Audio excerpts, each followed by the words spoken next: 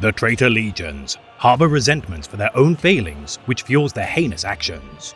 Stubborn heretics, whose gifts given by the Emperor now serve masters whom care not for their prosperity. These remnants of their former glory days try in vain to achieve greatness, unaware of the flaw within their very souls. For today, we shall elucidate the bitter siege masters of the 4th Legion, whose inability to foster compassion nor true camaraderie damns them to lifetimes of thankless toil. The Sons of the Hammer of Olympia, the Iron Warriors.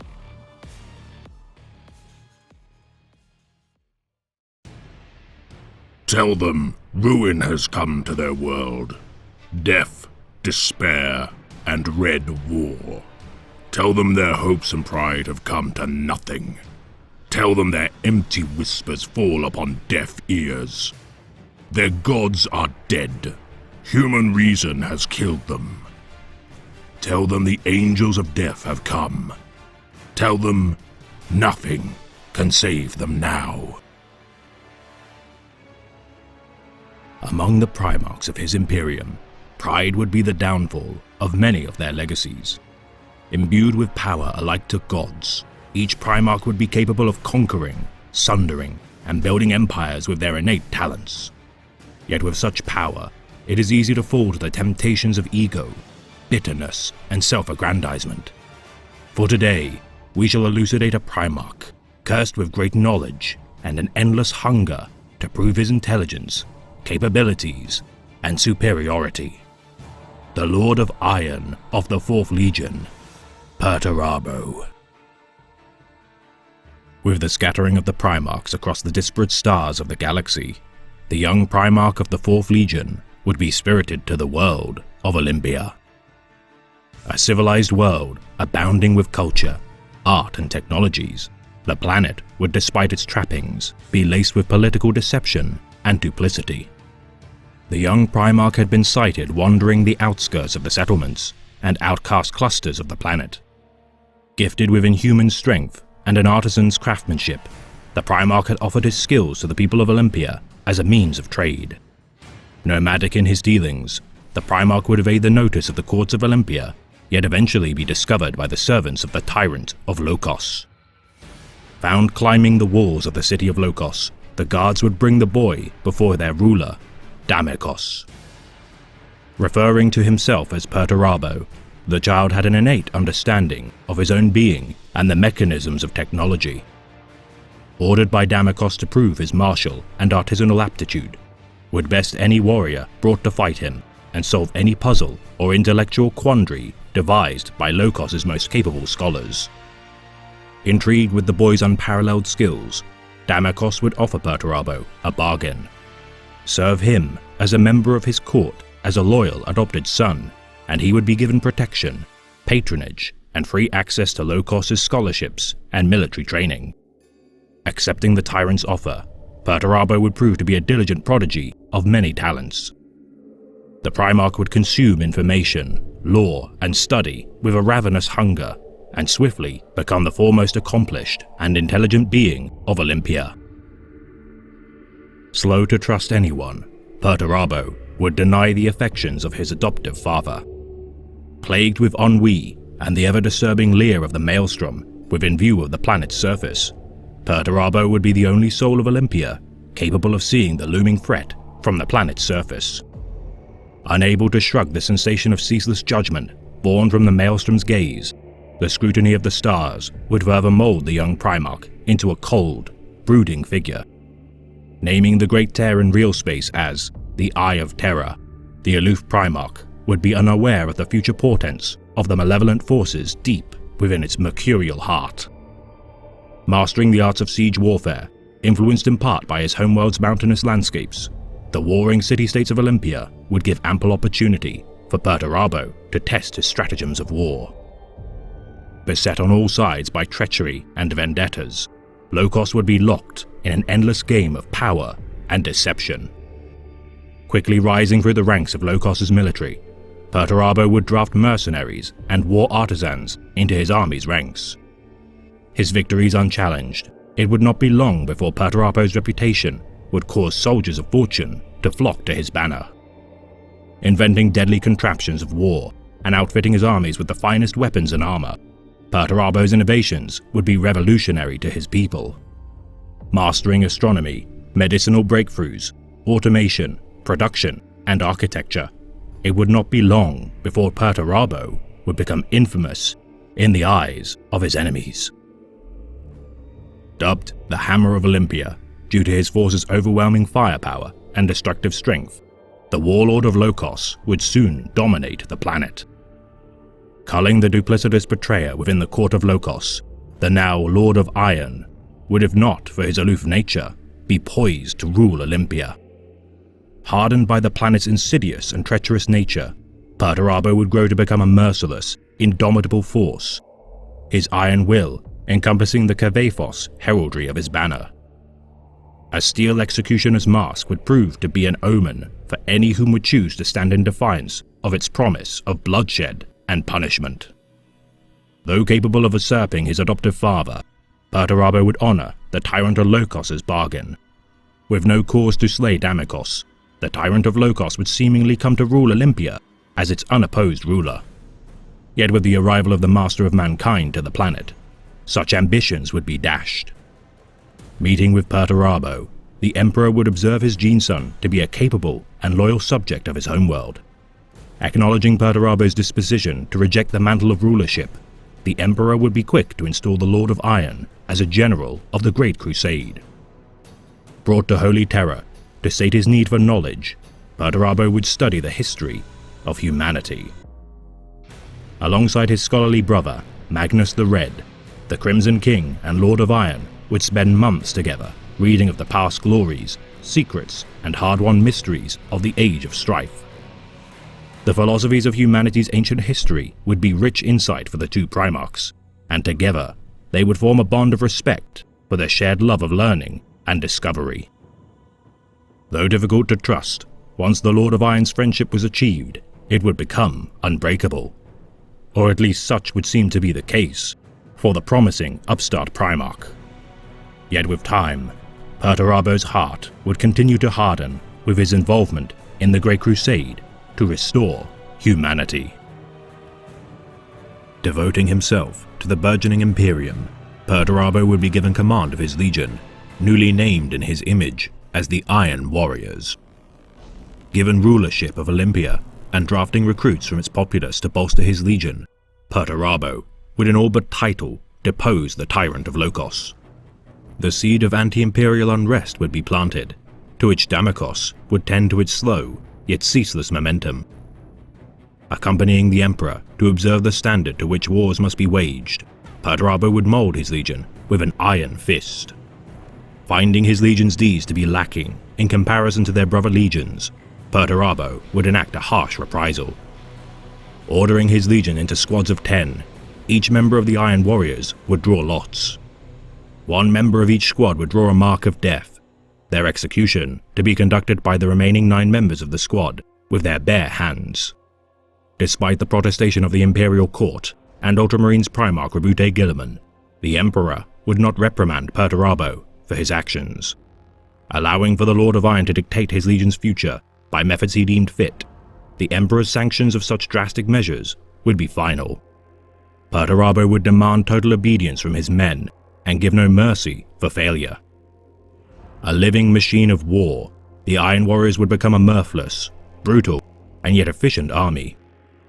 Bringing scores of worlds into compliance, their trials and punishments would be relentless. Experimenting methods to harness brutal efficiency from his legion, Perturabo would not allow for any weakness in his ranks.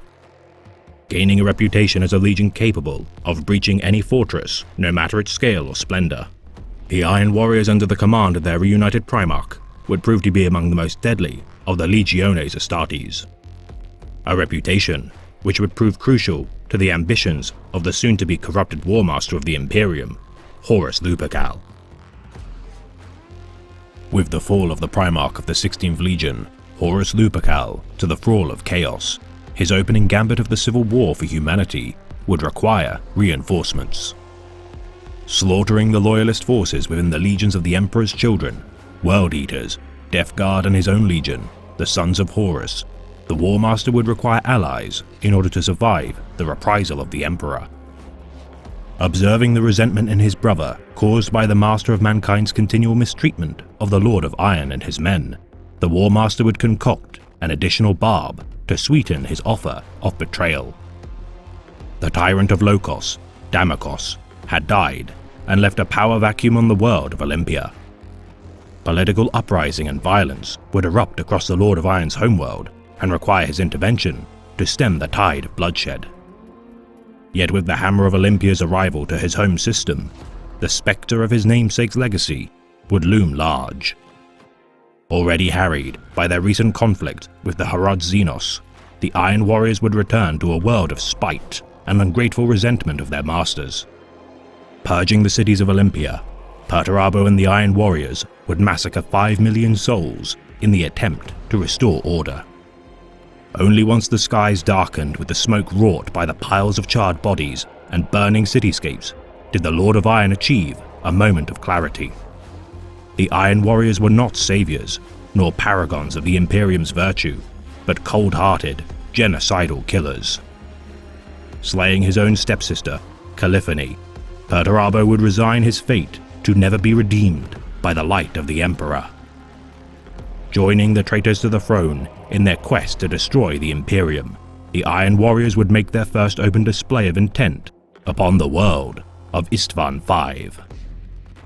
Informed of the betrayal of the War Master, the Master of Mankind would dispatch 7 legions to bring the traitors to justice. Led by the first wave of the Salamanders, Raven Guard, and Iron Hands, commanded by the Primarch of the Iron Tenth, Ferrus Manus, the remaining 4 legions would join the second assault wave to crush the traitors. Yet unknown to the Loyalists, the reinforcements of the Night Lords, Word Bearers, Alpha Legion and Iron Warriors had pledged their service to the War Master. Upon the scarred vistas of Istvan V, the Iron Warriors would bear their bolters, armaments and siegecraft to bear. Forever known thereafter as the betrayers of Istvan, the Iron Warriors would gun down their loyalist kin during the now infamous Dropside Massacre. Their deeds enabling the deaths of Primarchs Ferrus Manus, Vulcan, and the retreat of Corvus Corax. The 3 loyalist legions would be shattered, their surviving fragments scattered to the corners of the galaxy. Gifted the Warhammer, Forgebreaker by the War Master, the once personal weapon carried into battle by the Iron Hands Primarch Ferrus Manus would be a worthy prize for the Hammer of Olympia's involvement in the massacre. Yet such a crippling blow would not be enough for the Lord of Iron. Seeking to once more humble the loyalists of the Imperium, Perturabo would seek to destroy his most hated rivals, the Imperial Fists. Experts alike to the Iron Warriors in fortification and siegecraft, Perturabo would harbor a deep resentment for the favor the Emperor would show to the 7th Legion and their Primarch, Rogel Dawn. Cleansing the planet of Hydra Caudatus, garrisoned by the Imperial Fists, Perturabo's hunger for vengeance would not be satisfied. Tasked by the War Master to ambush the 7th Legion's Retribution fleet, Perturabo would personally engage the Imperial Fists within the Thal system. Crippling the Retribution fleet, but repelled by the fleet commander, Captain Alexis Pollux, the Lord of Iron would deal a devastating blow to a third of the 7th Legion's combined might. His thirst for battle temporarily quenched, Perturabo would be petitioned by the Emperor's Children Primarch, Fulgrim, to accompany him to acquire an artifact of great power, hidden deep within the Eye of Terror. Perturabo's life had been influenced greatly by the malevolent glare of the Eye of Terror from the days he first walked upon Olympia. Despite his reservations at his brother's flagrant, two-faced, and insidious nature, the Lord of Iron would not deny the chance to discover the secrets hidden deep within his primordial tormentor. Joining with the Emperor's children, the Primarch would venture to the Crone world of Idris. Despite their disgust at the disorganized and gaudy rabble of the 3rd Legion, the Iron Warriors would regardless join their Genefather in their venture into the Maelstrom. Harried by the Shattered Legion warband, the Orphans of War, aboard the warship, the Sisypheum, the Iron Warriors would prove capable in staving off the Loyalist attacks. For the Emperor's children's continued disregard for authority and discipline, Perturabo would humble Fulgrim and assume total command of both legions during their months of voyage. Upon their arrival to the planet of Idris, Perturabo would accompany Fulgrim to the heart of the long-dead planet. Once the seat of power of the Eldari, the Primarchs now stood upon the epicenter of the birth of the being known as She Who Firsts, Slaanesh. The birth scream of the foul being would rend the fabric of the galaxy, birthing the Eye of Terror and leaving a portion of its power within the sepulchre of Isha's doom. Seizing the power for himself, Fulgrim would turn on the Lord of Iron and draw strength from his body. Defiant in the face of his own betrayal, Perturabo would strike Fulgrim with the weapon of his own devising, Forgebreaker. Destroying his mortal form, Perturabo's strike from the now chaos-tainted weapon, in combination to the power Fulgrim had drawn, would allow for the Phoenician's ascension. Reborn as a demon prince of Slaanesh, Fulgrim would transform, and with his newfound power, withdraw himself and his legion from the now crumbling planet. Enraged at his manipulation by the Phoenician, Perturabo would seek to vindicate his legion for such a foolhardy blunder. Recommitting his legion's might to the traitor war effort, it would not be long until the durability of the 4th Legion would be tested one final time. The War Master's slow, yet inexorable march to Holy Terror would be close to its fruition. The Iron Warriors' efforts for the remainder of the years leading to the final assault of the Throne World would remain a thankless task. Embittered once more at their mistreatment, Perturabo would demand satisfaction for his warriors' peerless capabilities to be put to the test. The Lord of Iron would prove that he was the greatest strategist humanity had ever seen, and set his eyes on the bastion of the Imperial Palace as the canvas of his greatest victory. Joining the traitor legions en masse, the Iron Warriors would be the backbone of the Siege of Terror. Their mastery of siegecraft would be tested, and after many grueling months of toil, the 4th Legion would begin to break the defenses of the Loyalist legions. Despite the Lord of Iron's best-laid plans, his brother Primarchs and their legion would prove unreliable in following his orders. Whilst he would derive immense pleasure in tearing down the bastions crafted by Primarch Rogel Dorn, Perturabo would lose faith in the traitor assault. Withdrawing his legion from the conflict, Perturabo would not be present to witness the death of the War Master at the hands of the Emperor. Yet such matters were now no longer of import to the Hammer of Olympia, for he would set a final trap to end his rival, Rogel Dorn. Constructing an immense fortress upon the world of Sebastus IV, known as the Iron Cage, Perturabo would ensnare the Praetorians of Terror into his trap.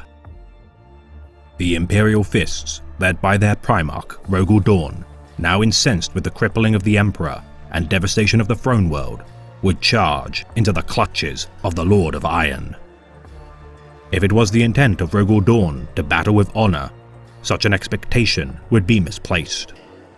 Using every act of cunning, division, and entrapment, the Lord of Iron would attempt to destroy the Imperial Fists piecemeal with overwhelming firepower. For 3 weeks, the ever-eroding 7th Legion would fight a desperate battle to achieve their vengeance against their hated foe. Yet with the intervention of the Ultramarines and their Primarch, Rabute Guilliman, the annihilation of the Imperial Fists would be prevented. Denied his final great victory against the 7th Legion, Perturabo would withdraw from the battle with the salvaged gene seed of 400 Imperial Fist Astartes. Offering his spoils of war to the ruinous powers within the Immaterium, Perturabo would be elevated and transformed into a demon prince of chaos undivided. Not seen for 10 millennia, the Lord of Iron would scheme upon the demon world of Medrengard within his labyrinthine citadel of stone and iron. His reluctance to delve into Imperial space now wavering with rumor that the Hammer of Olympia shall once again strike a catastrophic blow to humanity.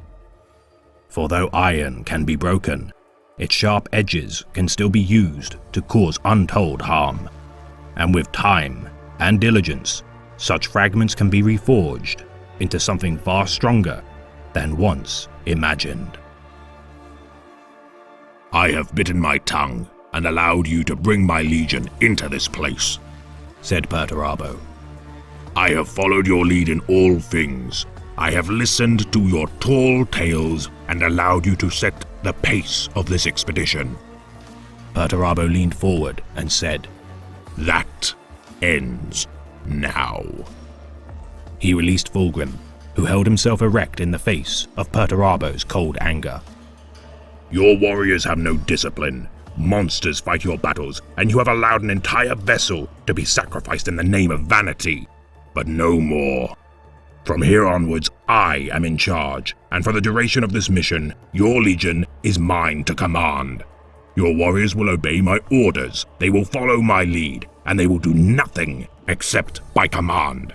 If you agree to that, then we will continue on into the Eye of Terror and finish this together. If you don't, then I will take my legion and leave you here. Do you understand? Fulgrim nodded and swallowed a mouthful of blood. I understand, brother, he said, his voice a gargled, mangled mockery of its once perfect cadence. I understand that you humble me and expect me to swallow my pride, to be your lapdog. I don't need a damn lapdog, snarled Perturabo. I need an equal.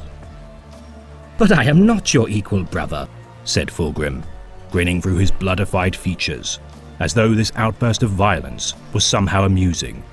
I surpass you in every way. And yet, I'm the one holding the hammer.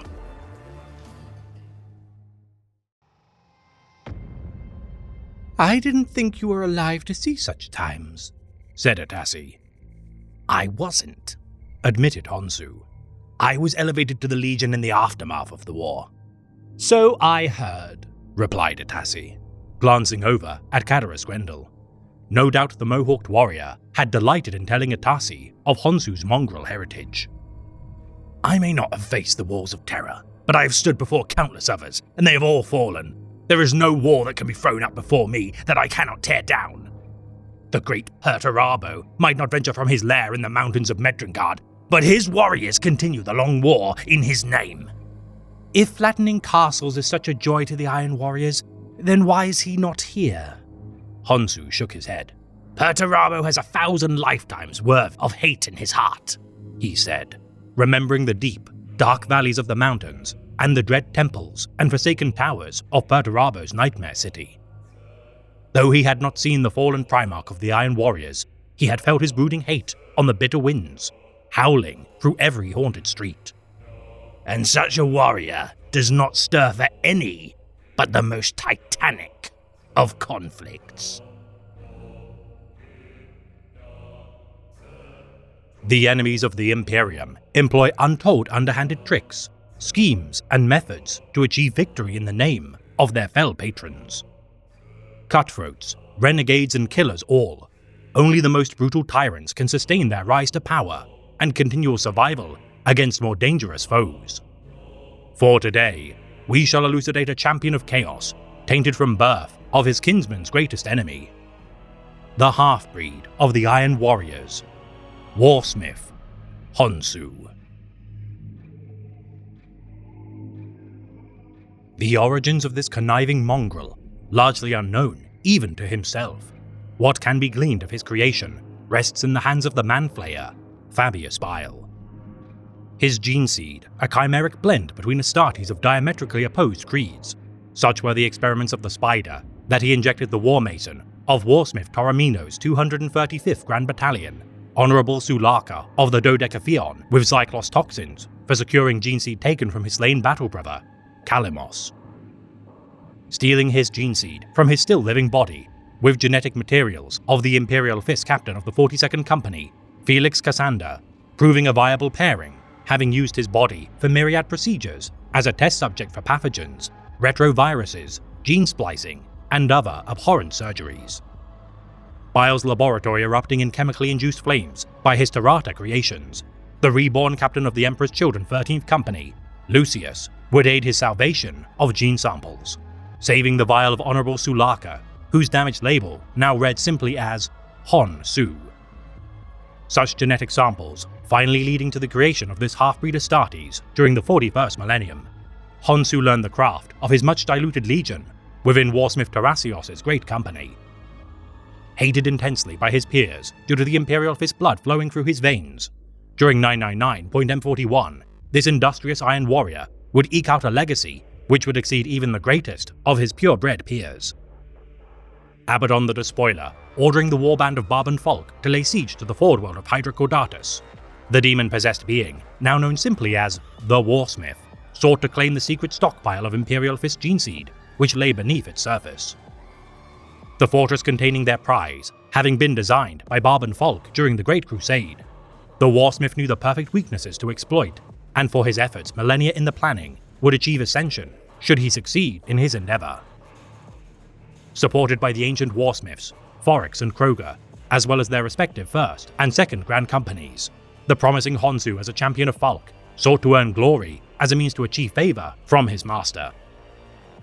Warsmith Kroger, despising Honshu's status as a commander of his own great company, this thrall of the Blood God enacted great feats of slaughter in order to compete with Honshu's cunning strategies and capable command. Warsmith Foryx, having refused to fight within the thick of battle for years, having become jaded with his legion following the Siege of Terra, little would the former Triarch realize the genius of this upstart half-breed. Deploying Titans of the Legio Mortis, including the infamous Dies Irae, to combat Legio Ignatum using a captured Tyranid bioship, this blasphemy, created by Honshu, had been dragged into the Eye of Terror, and once infected with the Flayer virus, corrupted to his will. Besetting the Mars and Dragon Bastions, as an estimated 30 to 40,000 Iron Warriors unleashed their fury. As the Legion captured survivors to be used as disposable labor, Warsmith Kroger would take a liking to the tenacious lieutenant, Larana Utorian. Honshu accused of thinking like an Imperial in his methods of waging war. Despite such aspersions, Warsmith Foryx found renewed purpose through his example as a true Iron Warrior and took to the field of battle once more. Laying siege to the manufacturing complex of Tor Christo, Imperial Fistbird Captain Ishara witnessed the loss of 10,000 defenders of its domains by a torpedo bombardment. Dueling the mortal Castellan of Jura, Prestre de Roche Vauban VI. Though killing his opponent, Honshu's left arm would be severed as his forces invaded the facility. Falk entrusting Honshu with a cybernetic replacement taken from his former champion, Kortrish. Yet as Honshu's star rose, his peers fell precipitously, Foryx growing embittered by his treatment by the half-breed, as Kroger was slain by Lara Utorian within his chambers, with her claiming his armor as the demon within its embrace empowered her form. The defending forces of Hydra Caudatus failing to prevent the Iron Warrior's conquest of the Citadel, Warsmith Foryx would be felled by a Titan during the final battle, whilst the impostor of Kroger fled the field to pursue the call of Khorne. Honshu alone of Barban Falk's champions, remaining, his efforts had secured the renewal of the Iron Warrior's Legion, now that they could replenish their numbers, corrupting the gene seed of their most hated foe. Falk entrusting his army to Honshu's care with his promotion to the rank of Warsmith. Following Barban's transformation into a demon prince, the being ventured into the roiling tides of the warp to pursue ventures beyond the comprehension of mortal men. Yet the half-breed had outlived his ancient rivals and would return to the domains of the Lord of Iron, bearing gifts to renew his legion, leaving only a single mortal survivor upon Hydra Caudatus to retell the deeds of their conquest.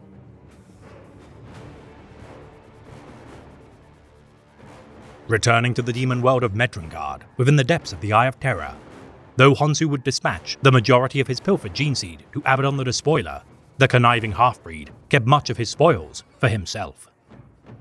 Crafting disgusting parodies of life within his fortress of Karlan Gol as part of his creation known as the Demunculaba, human females would be corrupted with fell technologies and arcane sorcery in order to carry out his experiments. Quite possibly the most disgraceful atrocity committed to the arts of flesh crafting. Each adolescent boy forcefully impregnated into the Demunculaba produced skinless abominations known as the Unfleshed, as a byproduct of failed aspirants. Casting the Unfleshed to die within the wastelands of Medrengard as viable Iron Warriors were added to the fold of Honshu's army, the Warsmith retracted his pledge to share the spoils of Hydra Caudatus with his peers, causing a civil war to erupt upon the demon world. Warsmiths Toromino and Berossus laying siege to Karlan Gol. Within the midst of such a power struggle, a pair of Ultramarines pilgrims would be thrust into the conflict. Captain Uriel Ventress, tasked to seek out a place of dark iron by Chief Librarian Varro Tigurius as a means to cleanse himself of his sins commit upon the world of Tarsus Ultra. His abandoning of his men to deliver a fatal payload against the Tyranid menace required a death oath of great penance. Alongside his stalwart comrade-in-arms, veteran Sergeant Pausanias Lysane, the duo were spirited to Medrengard due to the schemes of the warp entity known as the Omphalos Daemonium, its entreaty to achieve their objective, simultaneously benefiting its own plots. Found upon by the former Raven Guard Shadow Captain and Red Corsair, Ardaric Varnes, and his band of renegades who had already thwarted the Omphalos Daemonium supplying of flesh materials to the fortress of Karlan Gol. Together, the Astartes infiltrated the domains of Honshu. Captured by the Warsmith's bodyguard, Onyx, within the halls of the savage Morticians, Uriel Ventress was entombed within a broodmare of the Demonculaba. Honshu removing Lysane's necrodermis arm brought from his venture to the tomb world of Pavonis. Replacing his bionic appendage with the silver arm stolen from Pausanias, Honshu marveled at the strange self-repairing materials as far superior to anything his own forges could create.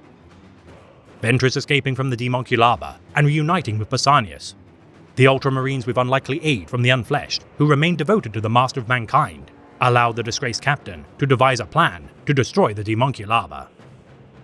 Warsmith Barossus storming the citadel during the mayhem, Honshu felled the ancient warrior, claiming his forces to join him in persecuting his last remaining rival, Toromino. Ventress and his allies of mutants and renegades infiltrating Honshu's citadel once more, the band of warriors released the Cornate Greater Demon, the Heart of Blood, bound within the depths of Karlan Gol. The psychic barrier sustained by the Bloodthirster, faltering, allowing Toromino's forces to unleash devastation upon the fortress. Honshu incurred a wound from Ventress as a bolt round of the captain's pistol struck the back of his head. Destroying the Demonculaba once and for all, as the Heart of Blood exorcised the Omphalos Daemonium in the process, Ventress, Pausanias, and the Unfleshed made their escape aboard the entity, escaping the Eye of Terror. The toil of Honshu, despite his best efforts, had fallen to ruin and would never be forgiven. Finding upon the exhausted Heart of Blood, the Warsmith unleashed its power against Toromino, leaving a chasm which extends to the lair of Perturabo, tearing the souls of all within its wake to be fed to the Black Sun of Medrengard. This day, a true nemesis had escaped the half-breed's grasp, and never again would Honshu suffer such a slight. Departing from Medrengard in search of resources to enact retribution against Ventress, whilst the War Master healed from his cranial augmetics to repair his damaged skull, a band of misfits would join the Warsmith in his endeavour. Cadorus Grendel, once pledged to Warsmith Barossus, gave his somewhat flimsy loyalty to Honshu out of pure self-interest. The renegade Raven, Ardaric Varnes, also joining his warband, now embittered against Ventress. Yet most depraved of all of Honshu's lieutenants would be that of the result of Uriel's entombing within the Demonculaba, a skinless copy of the heroic 4th Captain, which regarded itself simply as the Newborn. Stitching ill-fitting skin onto its form, which healed at an accelerated rate, the Newborn inherited much of Ventress's memories, martial skill, and indomitable willpower, despite being a poor reflection of such a noble soul. Honshu's army, much depleted following the civil war upon Medrengard, with no means to replenish their number with the destruction of the Demonculaba and his fortress of Karlan Gol, the band of spiteful killers ventured from the Eye of Terror to the world of Tarsus Ultra. Claiming the flagship of his former master, the Warbreed, from the Crooked Tower of Medrengard. This void craft which had unleashed fury upon both Istvan V and the gates of the Imperial Palace of Terror would prove a fitting chariot for this horseman of the apocalypse.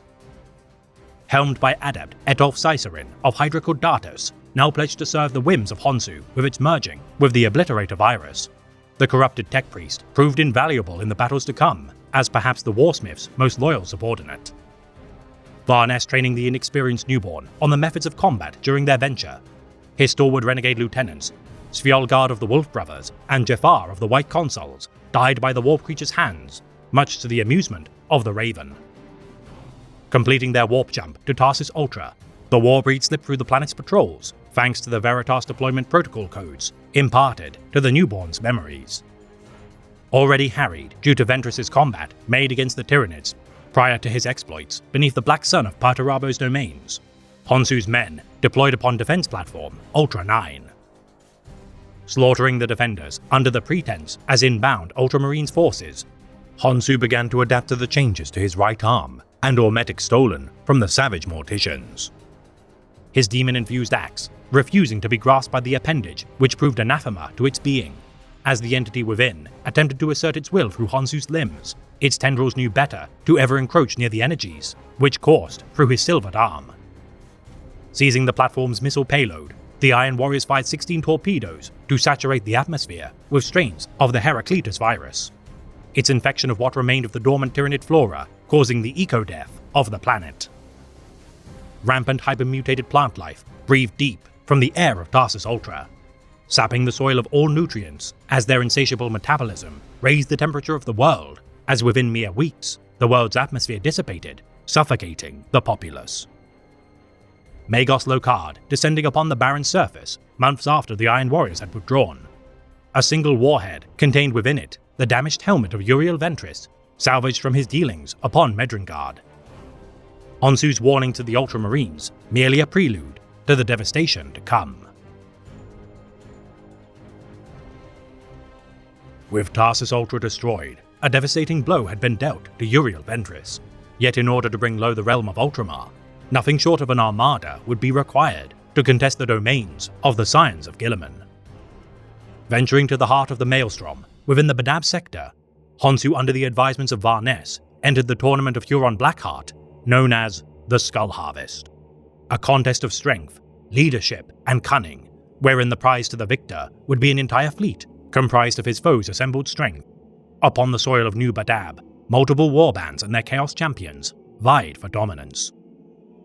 Ardaric, once a member of the Red Corsairs and survivor of the trials of the Skull Harvest, his insight into the blood sports would prove invaluable as Honshu prepared for the battles to come, poring over ancient tomes retrieved from the archives of Kolan Gol before its destruction. Whilst middling warbands sacrificed their thralls in the name of their patron gods, Honshu readied for the trials to follow the Skull Harvest. Confronted by the fallen side of the Emperor, Vosok Dal, prior to the commencement of the harvest, Honshu struck down the scion of the Blood God, gaining the notice of his master, the Butcher of Formund, Pashtok Uluvent. Assembling before the throne of the Blackheart, as each champion attended the Day of Sacrifices, pledging offerings to the Tyrant of Badab. For the first time in his life, Honshu felt true fear in the presence of such an imposing despot. Striking the half-breed with his tyrant's claw, but uttering a callously uttered threat to his person. Regardless of the bluster of the Warsmith, Huron respected Honshu's commitment to fight for a grand vision beyond the ambition of his rivals. As the start of the conflict drew closer, Honshu's lieutenants honed their martial skill. Varnes training with the blade dancer Slaneshi warband of Nofa Etasi, whilst the newborn studied the arts of the Xenos Ioxotil mercenaries. Cadaris Grendel defecting to the warband of Uluvent and his Cornate berserkers. Regardless, Honshu knew that one day his captain of arms would defect, should a cause more palatable to his ambition present itself. Every warband assembling to fight within the arena of Thorns, Huron tore the still-beating heart from a captured Howling Griffin as a sign of the contest's commencement. Varnes and the newborn winning every bout of their 4 days of combat. As the overlords of each warband were slain, only 3 remained: Uluvent, Etasi, and Honshu.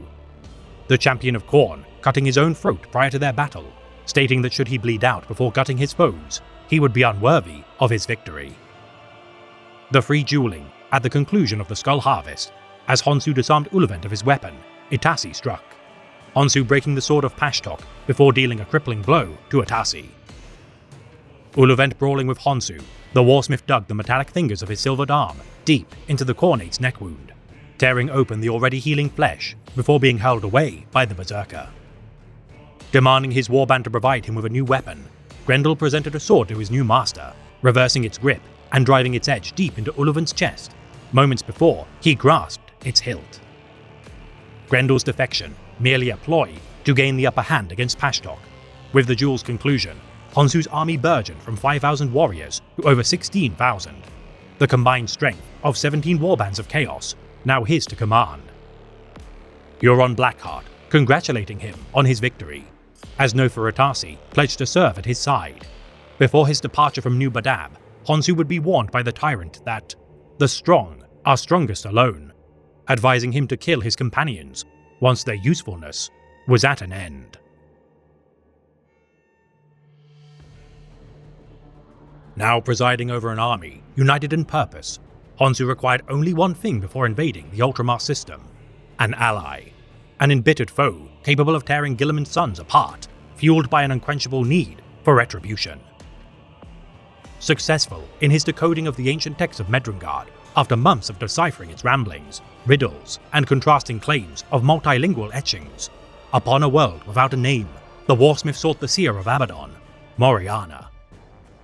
Demanding the location of the so-called Fryspawn father of the Blue Sun, mentioned within the ancient texts, the prophecy that in the time of ending, the being would enact vengeance against Ultramar was a perfect means for Honshu to achieve his own ambitions. Revealing the Bane of Zalanthras to have been contained within the warp drive of the Void Station Indomitable by Marneus Calgar during 935.1041, should the Demon Prince be freed from its bondage, Ultramar would be brought low. Moriana herself, hunted by Uriel Ventris 2 decades prior during his tenure as a member of the Death Watch. The Prophet forewarned Honshu that the clone of the Fourth Captain, though a boon for his insight into the dealings of Uriel, would soon descend into madness. Its mind collapsing following their departure from New Badab, though its form had been bolstered with its time spent within the Maelstrom. Such an affront to nature could not contain the mind of a mirrored soul of a still living being. Setting upon the Indomitable, near the realm of Escaro Exterio, its garrison of the Ultramarines' 5th Company, the Wardens of the Eastern Fringe, under the command of Sergeant Olantor, were unprepared for the impending assault. The efforts of Interrogator Tertius, Sabia Montserrat, her Datayan Saurian regiment, and thousands of Ultramar auxiliaries, insufficient to defend the Bastion gauntlets from the siege of the Iron Warriors. Venerable Dreadnought Altarian, fending off Honshu's most devastating push to reach the warp drive. Only with the collision of the Infidel-class Voidcraft, Fellclaw, under the advisement of Atasi, would the Iron Warriors reach their goal. The Ultramarines making their last stand, protecting the warp drive. Montserrat, as a desperate last gambit, released a confined Eversor assassin to defeat their foe. Her men toiling to drag the Indomitable into a gravity well, killing all hands. The Eversor and Atasi, dueling as Honshu witnessed this once-in-a-lifetime battle of blades. The Lord of the Blade Dancers incurred the neurotoxin-laced needles of the assassin, convulsing in painful ecstasy until his thrashing broke his own spine. The Newborn, defending Honshu from a plunge of the assassin's claws as they dug into his chest. With aid from Arderic Varnest, the warsmith buried his axe into the creature's chest, causing its body to explode into chemical flames. Cadarus Grendel, slaying Sergeant Olantor with his melter, before pushing Interrogator Sabia into the flaming energies of the warp drive. Honshu demanded his men to preserve Dreadnought Altarian as they released Makar from its confinement. Possessing the Dreadnought's form, as its limbs malformed into fell appendages, the Fryspawn, now released from its prison, summoned the hordes of demons pledged to serve its whims. Now ready to bleed Ultramar for every slight made against him by Uriel Ventris, Honshu's warband allied to the Bloodborne of Makar, first set upon the Agriworld of Torrentus. Hordes of demons spilling forth from the warp gate, tethered to the Indomitable. Slaughtering the entire population as a means to wound the Ultramarine sense of duty, honor, and nobility. The vaunted chapter could not allow such an affront to stand uncontested. Marneus Calgar, unleashing the entire might of the Ultramarines with vengeance in his heart. Ensnared by a trap within the city of Axum, Ventris' 4th Company came close to annihilation at the hands of a warband of Khornate berserkers. The ocean world of Talasar, the next planet which would incur the Bloodborne's wrath, as the homeworld of the Indomitable Captain, Cato Sicarius, defended against the bulk of their forces. The Corsair Queen, Karja Solombar, attacked Espandor alongside the Skulltaker's warband, while senior adept Vothia Tark beset Quintan. Honshu, settling for nothing less than the homeworld of Uriel Ventris, Kalf. His entire Grand Company, supported by the Dark Mechanicus of Magos Cicerin, began their inexorable advance upon the soil of this much-beleaguered world. Already beset during the era of the Horus Heresy by the Wordbearer's Legion, the poisoning of its sun left its surface irradiated, forcing the survivors to the conflict to live underground, within the world's vast subterranean tunnels. The hero of Kalf, Captain Remus Ventanus, interred within a tomb made in his honor, its holy presence was anathema to the Fryspawn, and thus the Demon Prince could not lay it low by its own hands. Makar the Reborn, requiring the destruction of the venerated legend's resting place, as retribution for its prior death when inhabiting the form of the Dark Apostle, known as Malok Kartho, Honshu accepted the terms to enact its will, simply to despoil the hallowed ground of the former captain of the 4th Company. Magos Cicerin, uploading scrap code into the planet's orbital defense platforms, allowing for the Bloodborne to make planetfall. The Ultramarines fell back to Guilliman's Gate, which led to the population centers of Kaus civilians. Ardaric Varnes and his Ioxetal mercenaries scaling Guilliman's Gate as the Iron Warriors cut off Sergeant Liarchus from his forces. Despite his gains made, the renegade would be captured by the Raven Guard captain, Aphon Shan. Working alongside the veteran of the Long War, Sultan Vulbron, whose expertise at trench warfare were unparalleled, Honshu was a show to his men that he was willing to die for victory, personally dug trenches within the heart of battle to aid Bron's advance.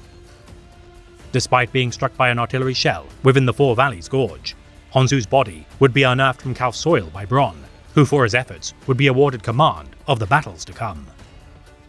Completing the bridgehead for their future battles, Honshu bade Bron not to achieve victory in order to prevent reinforcements from reaching the Ultramarines' position. His own mission to breach the tomb of Ventanis taking precedence, despite both knowing that Bron and his men would forfeit their lives in the coming days. As the cultists above pushed forward using warp lightning to harry the Ultramarines' artillery, Honshu and his men reached the tomb of Ventanis within the Caverna Straconi, using the newborn's memories shared of Ventress's youth.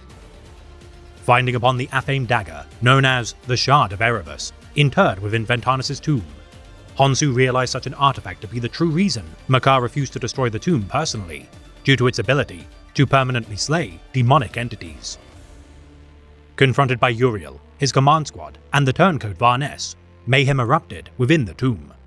Ventress dueling the disgusting clone of his body, driving the Shard of Erebus into its flesh, ending its pain forevermore, despite incurring a wound to his eye from an undetonated bolter shell.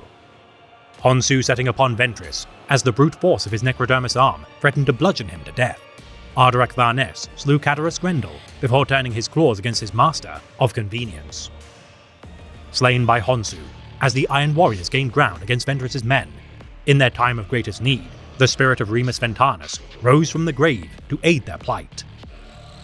Fighting at the side of the Legion of the Damned, the Ultramarines slew the invaders of the tomb, Honshu evading capture by detonating explosives to cover his escape, collapsing the burial site. Escaping the collapsing tomb of Remus Ventanis using a drilling machine used to breach the complex. For 6 months, the citizenry of Ultramar would spread rumors of the so-called Beast of Calth, which tormented the populace.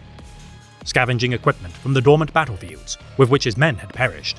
With time, Inquisitor Namira Suzaku, responsible for the cleansing of Kauf's warp maladies, would investigate rumors of the so-called Beast.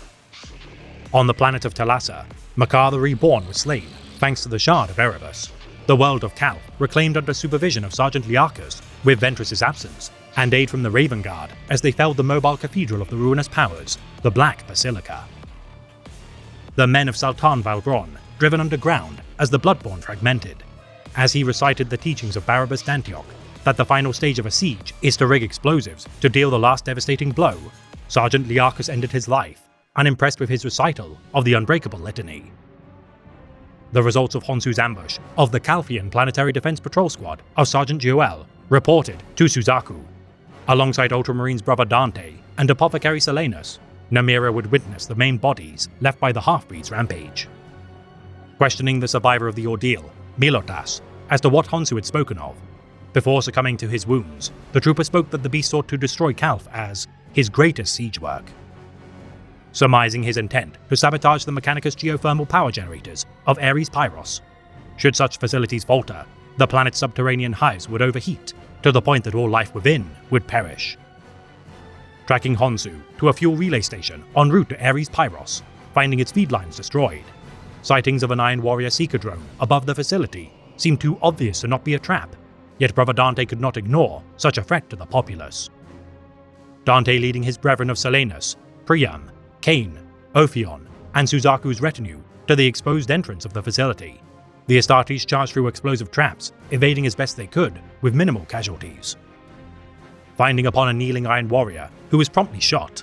Upon inspection of the months-old corpse of Cadaris Grendel, the Ultramarines realized they had been lured away from Honshu's true objective. stowing away aboard a reserve fuel tank of a Chimera as it withdrew to the spaceport of Highside City. Honshu delighted in killing its crew before enacting his coup de grace.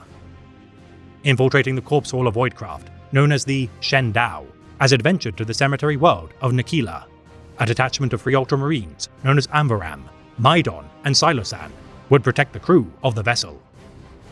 Holding the ship's navigator hostage and using Nobilite override codes to change the ship's trajectory away from Nikila, Honshu lay in wait for the Ultramarines, slaying all as they traversed the warp, using his Necrodermis arm to protect him from bolter fire and the navigator's gaze to stun his enemies. Reuniting with his men aboard the Warbreed, Honshu set aside his ambitions to destroy Ultramar, content with humbling the realm and its people through countless acts of devastation. Setting course for Medrengard, the Warsmith had lost his armies and his lieutenants, yet still he had survived, and with his reputation now infamous as the man who brought the Ultramarines close to ruin, the half-breed resolved to finally meet with his liege lord, Perturabo. You still believe in the old ways, Bronn. That's always been your problem, The old ways were good enough for Lord Perturabo, said Bronn. and look where that got him. Said Honshu with sudden anger. Stuck in a dead city on Medrengard, imprisoned by his own bitterness and resentment. If he cared so much about the wrongs done to him, why isn't he out here bringing every Imperial stronghold to ruin? There isn't one fortress wall left standing that he couldn't put to rubble in a day. Honshu's vehemence surprised Bronn. He hadn't thought the Warsmith cared anything for the Long War, or Perturabo's notable absence from its battles. Had Bronn misjudged him, or was this yet another piece of theatre, designed to achieve an end that could not yet be seen?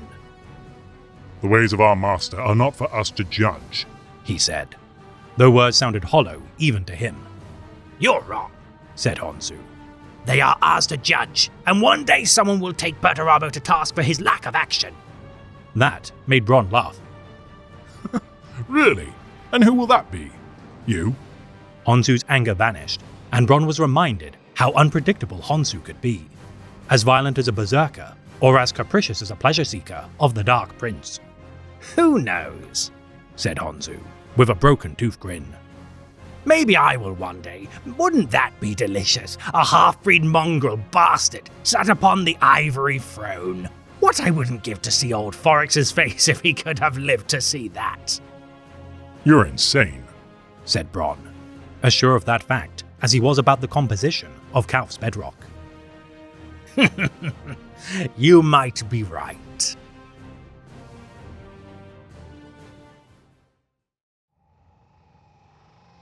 Kravek Morn serves as a warsmith of the Iron Warriors Legion during the era Indomitus. Drafted into the Legion by its apothecarian, against his will, by order of his then master, Warsmith Cord, during the 39th millennium. Following the scourging of Kotos, this ambitious soul began his rise to among the most respected scions of Perturabo. Ascending to the position of Warsmith after half a millennia of toil, this fanatical devotee of the Hammer of Olympia commands the 17th Grand Company with distinction, raising any world which dares to oppose his Primarch's will. The rubble of countless sundered strongholds, proof of Morn's expertise as a brutal assault specialist. Though not a veteran of the Great Civil War, known as the Horus Heresy, this zealot earned his title as the Architect of Ruin, as testament to his attritional warfare tactics. Clad within an ancient suit of Cataphracti Terminator armor known as the Iron Mantle, this colossal brute utilizes a Mind Impulse unit to regulate its weaponized mechadendrites as the Thunderhammer of his own devising, Last Argument, crushes even armored vehicles when required. Leading his honor guard, the Adamant Eternals, armed with heavy flamers, power fists, and other weapons of close-quarters mayhem. Though all alike to their master continue to repair and upgrade their hulking panoplies, none give regard for honorifics nor tokens to adorn their panoplies, allowing pockmarks and battle scars to serve as their finery. Bearing a keen instinct for danger, which has seen to his deployment of disposable thralls to clear dangerous war zones before the main advance of his Iron Warriors, the inexorable advances of the 17th Grand Company are infamous for their cold, calculating slaughter. Charging into the fray within a phalanx of land raiders, upon his steed, the Harpaxus.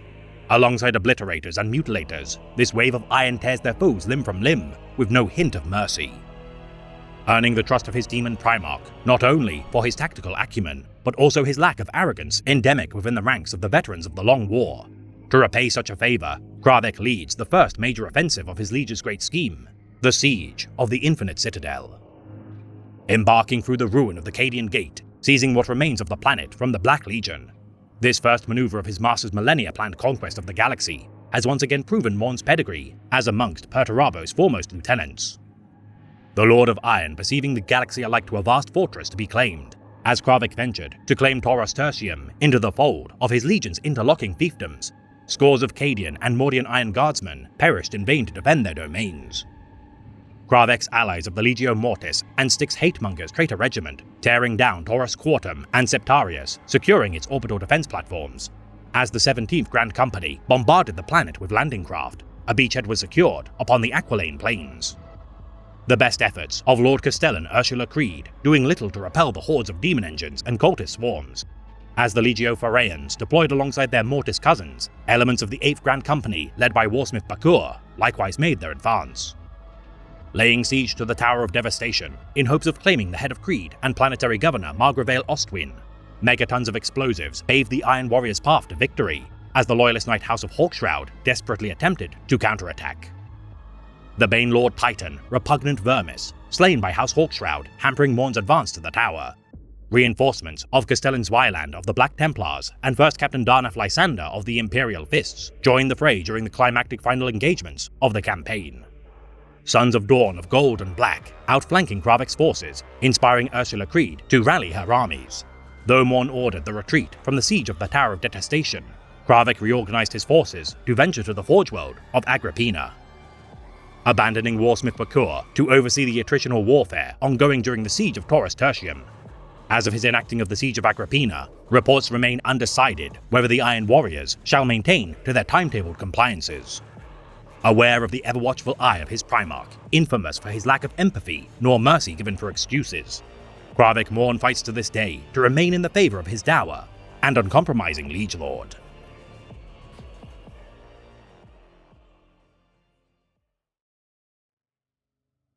Shon II served as a warsmith of the Iron Warriors during the Great Crusade and 41st Millennium. Though nothing is known of Shon II's service during the Great Crusade, what is clear is his involvement during the Great Civil War of the Horus Heresy. Present during the Siege of Terra, Shon II's hatred for the 7th Legion, alike to his kin, would entrench itself deep within his soul with his legion's failure to breach the walls of the Imperial Palace. Swearing vengeance against the Imperial Fists and waging war against them for millennia, the Warsmith's fate would forever be changed after facing a young scout marine by the name of Darnaf Lysander. The first conflict, wherein Lysander had been pitted against the nemesis of his chapter, Darnaf allowed for Shon II to escape from the battle to save the life of a hostage taken by the Iron Warrior. Regretting his act of mercy throughout his career, Darnaf Lysander would once again face the Warsmith when holding the position as a member of the chapter's elite First Company.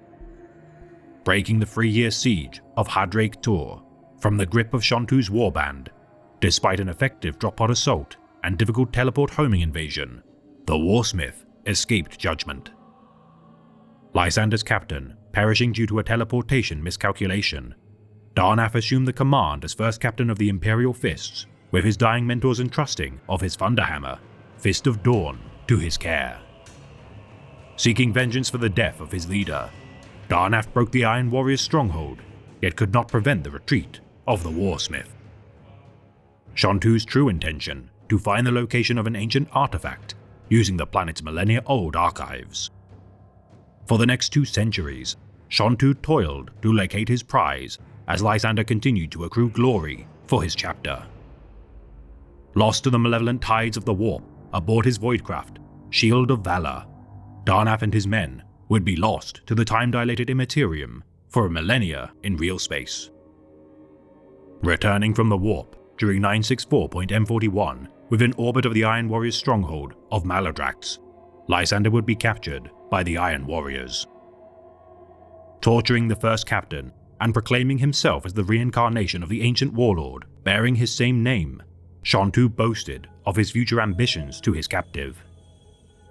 Aspiring to claim the weapons of legend, the Spear of Hydros, Bringer of the Swarm, and Tamunash, Shontu relished every opportunity to torment Lysander with both physical pain and promises of destroying his chapter. Managing to escape his capture, Darnath and a handful of his men escaped their prison and retreated into the void. Returning to his chapter and undergoing 6 months of examination for signs of corruption by the Imperial Fist librarians and apothecaries, Lysander endured further suffering in order to one day exact reprisal against Shontu. Returning to Maladrax and purging every Iron Warrior in his path, the fury of the first captain laid waste to the 4th Legion. Escaping judgment once more, Shontu regardless incurred a devastating loss of resources and manpower. For 3 years, Lysander continued his crusade to exterminate the Iron Warriors, conquering 3 fortress worlds bordering the Eye of Terror. Rallying the tattered fragments of the Iron Warrior warbands sundered by Lysander's crusade, Shontu raised his own army, the Sons of the Forge, to combat the vengeful captain. Upon the world of Taladorn, the Imperial Fists alongside the Blood Angels chapter fought the Sons of the Forge, leading to a duel between Shontu and Lysander. Demonic Sword clashed with Darnath's Thunderhammer, the Fist of Dawn, as reinforcements of the Ultramarines, led by Captain Cato Sicarius, arrived in orbit. As Sergeant Tor Garadon of the 3rd Company of the Imperial Fists and the Captain of the Death Company of the Blood Angels, Erasmus Tycho, routed the defenses of the Sons of the Forge, Shontu made his escape. Unable to locate the Warsmith after days of purging the tunnels of Taladorn, Lysander's haste had cost the lives of over 90 Imperial Fist Astartes due to his hurry to slay the War Master without ample support from the Ultramarines and Blood Angels. Demoted for his callous disregard for the safety of his men, Darnath Lysander's penance would feel all the worse knowing that Warsmith Shontu remained at large. Reassigned to the 3rd Company alongside Tor Garadon, Lysander would combat the Orc Xenos during the Crusade of Thunder and resolved to one day kill his nemesis. Such an opportunity would finally present itself during 970.M41 during the infestation of Drashin. The Tyrannid Menace had slain the Imperial Fist Chapter Master inside the Space Hulk in orbit of Drashin, an event orchestrated by the Warsmith to further enrage the Sons of the Praetorian. The newly appointed Chapter Master and former Captain of the 5th Company, Vorn Hagen, reinstated Lysander as first Captain of the Imperial Fists and enacted a reprisal of prodigious scale. Committing the entirety of the Imperial Fist chapter to avenge their fallen heroes, the 7th descended upon Maladrax and enacted Exterminatus upon its soil the following year. Believing Shontu to be slain, such optimism would be dashed with the discovery of a deceased Imperial Fist veteran sergeant, Tynon, on the world of Endrian during 975.M41. Etched into his desecrated corpse, the words, "Shontu lives," stoked renewed anger within Lysander. Gathering one final assemblage of warriors from within the Eye of Terror to annihilate the Imperial Fists, Shontu invaded the Bastion Inviolate and Endeavor of Will. During 998.M41, Lysander and Shontu fought once again at the Battle for the Endeavor of Will. Striking with his Grand Cruiser, Ferrus Malus, Shontu's alliance with demonic powers under the thrall of Sinch would be bought in exchange for a vial of the blood of his Primarch, Perturabo. Aspiring to ascend to the form of a demon prince with the death of Darnath Lysander, Shontu failed in his mission to offer the severed head of the first captain to his new benefactor. Escaping once again, Shontu's continual refusal to die after so many failed attempts would eventually abate. During 999.M41, Shontu bargained one last gambit to destroy the Imperial Fists. Allying himself with the greater demon, Be'lakor, the Warsmith attempted to hijack the Imperial Fist flagship, Phalanx, in order to bombard Holy Terror's Imperial Palace with its devastating arsenal. Launching a surprise attack, though successful in his infiltration of the Phalanx, he would be halted by Tor Garadon's 3rd Company and the mysterious Legion of the Damned. Despite Darnath Lysander's hopes of personally achieving vengeance against the Warsmith, a contingent of the 1st Company under the command of Terminator Sergeant Furan succeeded in slaying the scheming Iron Warrior. His death finally administered by a loyal and proud son of the Praetorian of Terra, leaving behind a legacy of cowardice, scheming and failure. The galaxy rests easy, knowing this heinous heretic has finally been brought to justice.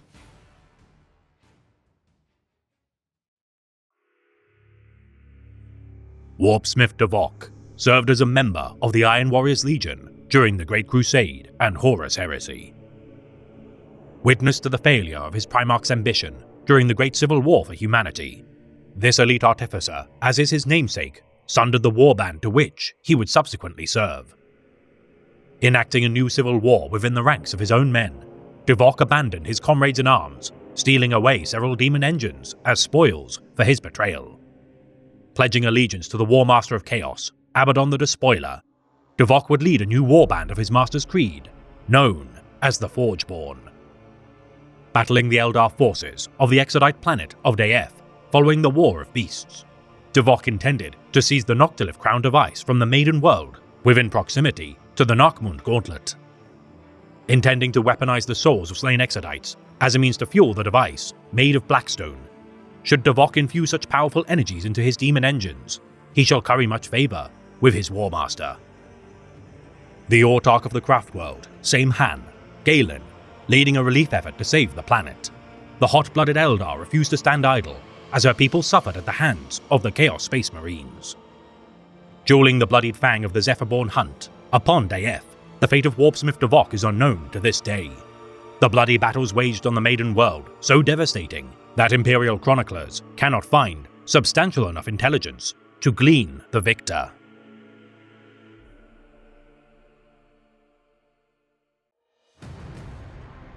Rendix served as a member of the Iron Warriors Legion during the 41st millennium.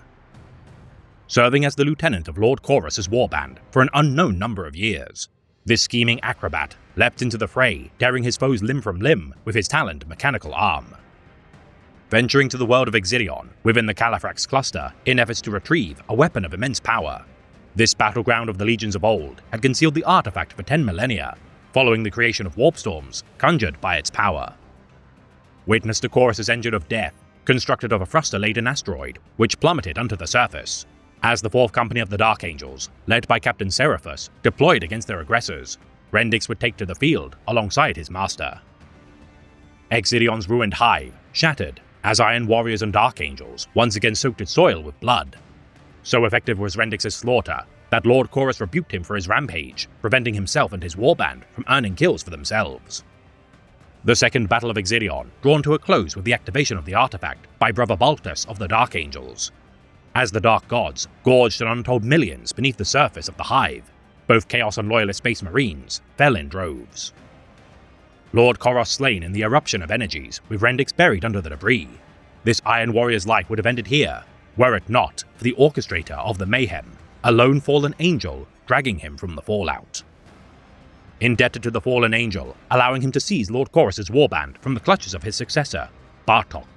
With a fleet of Iron Warriors at their command, the traitors prepared to assault the 4th Company strike force, the Lion's Blade.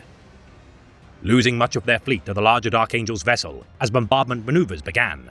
Ordered not to fire upon the Inquisitorial forces, the Iron Warriors began their boarding actions against Captain Seraphus. Sundering dozens of Astartes with his bare hands, whether Greenwing or Deathwing in panoply. With the intervention of the Grey Knights, the Iron Warriors would be undone following the death of the fallen angel. His fall at the hands of Chaplain Alpheos, triggering another immaterial weapon which consumed the battle barge. Though Inquisitor Sabathiel would survive the ordeal, no trace of Rendix or the Loyalist Astartes would be found. His fate unknown, following the Cintian plot to unmake the Dark Angels. Whatever his fate, the Imperium rests a little easier, knowing this fell Iron Warrior's rampage has been stalled, if not ended.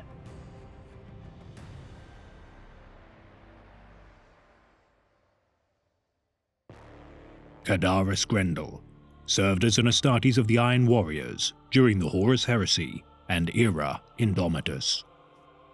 Serving within the 16th Company of the 2nd Grand Battalion, under the command of Warsmith Berossus, Cadaris would earn favor during many battles of the Horus Heresy, such as the Battle of Phal, and Battle of the Lionsgate spaceport during the Siege of Terra. Surviving the war against the Imperium, Grendel and his company would retreat into the Eye of Terror and aid in the establishment of the new 4th Legion base of operations, Medringard.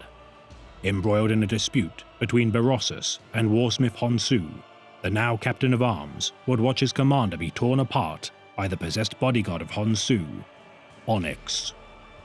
Crushing Berossus' exposed skull beneath his boot, Warsmith Honshu would offer Grendel a place in his army. Initially disgusted with the prospect of serving a half-breed Astartes, Grendel would relent in light of his circumstance, bereft of his ancient overlord. Ascending to the position as an advisor to Honshu, Grendel would serve his new master well. Slaying several champions of chaos during the tournament of the Skull Harvest, Grendel would feign defecting to the warband of Pashtog Ulliant and allow for an ambush by Honshu. Claiming victory over the Skull Harvest, Honshu would depart New Badab with the tournament's spoils of a fleet of warships gifted by the Bloodreaver, Huron Blackheart. Present during the fleet engagement against the Starfort, Indomitable, Grendel would be disfigured by a blast of an inquisitorial agent wielding an Inferno pistol. Recovering from his wounds following the capture of the Starfort, Grendel would join his warband once more in their venture to the planet of Calth. Enacting the invasion of Ultramar, the warband of the Bloodborne would resolve to destroy the venerable tomb of the hero of Calth, Remus Ventanus. Confronting the ultramarine captain of the 4th Company, Uriel Ventress, Grendel would incinerate many Astartes of Pausanias Lycaene's squad before being struck by the renegade Raven Guard Astartes, Ardarak Varnes. Slain by the hand of the former Shadow Captain, Grendel's millennia of battle would leave only a legacy of subservience to tyrants of iron. Kaidomor Foryx served as a warsmith to the Iron Warriors during the Great Crusade and Horus Heresy. Born on Holy Terra, Foryx would wage war for many years before his legion would be reunited with his Primarch. Assuming Perturabo's homeworld as his spiritual home, Foryx would be one of only a few Terran Astartes to remain within the Legion. Serving with distinction during the Saktrada Deeps campaign, despite his misgivings to his Primarch's conduct of war. Ascending to the rank of First Captain of the 1st Grand Battalion, Foryx would prove himself as one of the greatest advisors to his Primarch, Perturabo. A member of the inner circle of the 4th Legion, the Trident, Foryx would battle during the Dropside Massacre of Istvan V and be responsible for commanding the assault of the Imperial Fist Retribution Fleet during the Battle of Phal. The Trident's members would be known as Triarchs, with Foryx serving as one of 3 personal advisors to Perturabo. Foryx would clash with his 2 contemporaries as both Triarchs Karkor and Golg would feud with Foryx, and regularly attempt to undermine him and sabotage his favour with Perturabo. Reticent and guilty for his participation in the Legion's continually worsening betrayals and atrocities, Foryx would nonetheless serve the orders of his Primarch. Perturabo would mirror Foryx's demeanour with time, feeling great anxiety and stress with his continual slaughter. During the destruction of the Olympian city of Lokos, Foryx would witness his Primarch, racked with guilt by the side of his sister Caliphone, murdered by Perturabo's own hand. Foryx would still accompany Perturabo during many of his journeys to worlds such as Idris, Sarum, and Ulanor. In recognition of his continued service to the Legion, Foryx would be given command of the assault of Uranus and Jupiter during the Solar War. Later joining the traitorous siege of Terra, Foryx would be dismayed with the newly promoted Triarch Kroger's assignment to capture the Lion's Gate spaceport. Tasked with infiltrating the spaceport and capturing the bridges linking the Lion's Gate to the spaceport, Foryx and his men would be trapped behind enemy lines. For weeks they would struggle to survive, with Kroger offering no support to aid Foryx's forces. Yet Foryx would survive. His entire battalion of 1,000 men strong would not be so fortunate. The death of his second in command, Garl, would deeply wound Foryx, only to be compounded with the knowledge that Perturabo had sacrificed Foryx's men to allow the Gloriana flagship, Iron Blood, to dock at the spaceport. Acknowledging that his Primarch bore no respect, love, or loyalty for his gene sons, Foryx would become embittered to the cause of the traitors and the scheming of the ruinous powers, stating that he would continue to fight not for his Primarch, but out of a sense of being unwilling to be defeated. Foryx would join the Iron Warriors in their abandonment of the siege, due to Horus's command to replace the Iron Warriors' deployment with the Death Guard Legion. Despairing that the Iron Warriors would be forever damned, Foryx would survive the Horus heresy as a bitter reminder of Perturabo's malevolent leadership. Jaded and apathetic, Foryx would survive into the 41st millennium, serving as a captain under Barban Falk, the self-styled Warsmith. Despite his vast experience and skills as a leader, Foryx's life would end at the hands of a Warhound Titan during the Second Battle of Hydra Caudatus. His astringent legacy of complicity and bloodshed finally ending the Breaker.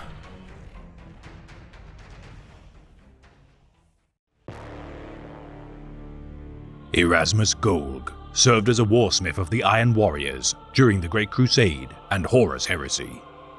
Appointed as the leader of the 11th Grand Company, his witness to the continued edicts of decimation ordered by his Primarch, Perturabo, inspired him to become a truly ruthless leader. Punishing failure with death and allowing for no signs of weakness to be present within his men, Golg's efforts in forging his warriors into ironclad monsters eventually earned him the promotion to the ranks of the Trident. Serving alongside warsmiths Foryx and Harkor, his contemporary advisors to the Lord of Iron viewed Erasmus as an unrefined brute. Similarly deeming him to be a simple and flawed commander, Perturabo nonetheless saw value in Golg's methods and assigned the warsmith to command the battle barge, Contrador.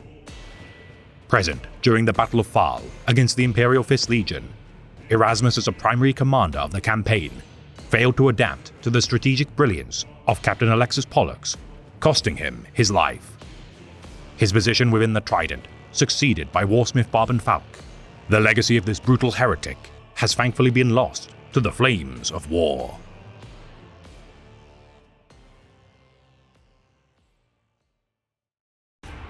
Kroger served as warsmith of the Iron Warriors 23rd Grand Battalion during the Horus Heresy. A brutal commander, seen as simple by his peers, Kroger's prowess as a warrior would, despite his detractors, gain him the rank of Triarch of the 4th Legion. As advisor to his Primarch Perturabo, Kroger would surpass his predecessor, Warsmith Harkor, during the assault of the Forge World, Hydra Caudatus. Championing simple yet effective strategies, Kroger would, among his Trident brethren, be regarded as an unquestioningly loyal tool to his liege. Disgusted by the Emperor's children's behavior during their joint campaign through the Eye of Terror, Kroger would be driven by his honor to persevere. Reaching their destination of the planet of Idris, Kroger would descend into bloody rampages in his battles against the Eldar Wraithguard of the world. Slaying his former superior, Harkor, during his rampage, Kroger would become ensnared by the favor of the blood god, Khorne. A demonic essence would inhabit Kroger's armor, and with time, gradually grow in strength with each act of carnage empowering it. Joining his legion during the Battle of the Siege of Terra, Kroger would be charged with capturing the Lionsgate spaceport using his methods of blunt, unrelenting assaults.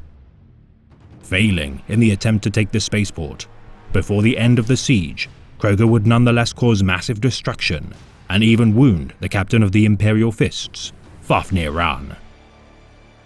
Retreating from the Throne World with his Primarch's order to quit the siege, Kroger would remain a commander of the 4th Legion for many millennia, despite his rapid decline into savagery and bloodlust. Treated alike to a feral beast, Kroger would be succeeded by Warsmith Honshu in leading his warband. Driven insane by his hunger for slaughter, Kroger's torment would be ended by the Imperial Guard captain, Laranna Utorian. Enslaved by Kroger during Hydra Caudatus, Laurana would commune with the demon of his armor and learn of its displeasure with Kroger. Slaying him within his personal chambers, Laurana would allow for the demon presence to possess his corpse. His hunger for battle finally ended, his mortal form remains a pawn of the subject of the Blood God.